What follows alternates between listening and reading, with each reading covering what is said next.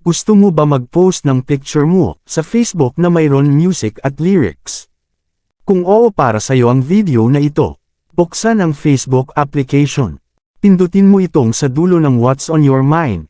Pili ka ng picture mo na gusto mo i-upload para malagyan mo ng music at lyrics. X mo lang itong effects at pindutin mo itong edit.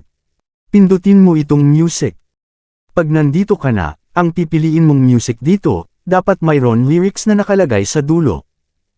Pwede mo yan baguhin ng font text, pindutin mo lang ito. Pag color naman ang babaguhin mo, pindutin mo lang ito. Pag okay na, pindutin mo lang ang done. Pindutin mo ulit ang done sa ibaba.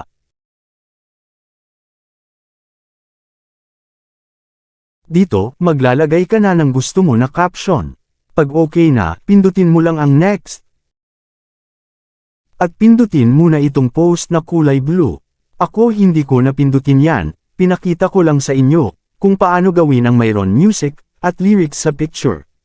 Siyempre, kung nagustuhan mo ang video na ito, huwag mong kalimutan mag-follow at i-share mo na rin ang video na ito. Maraming salamat po.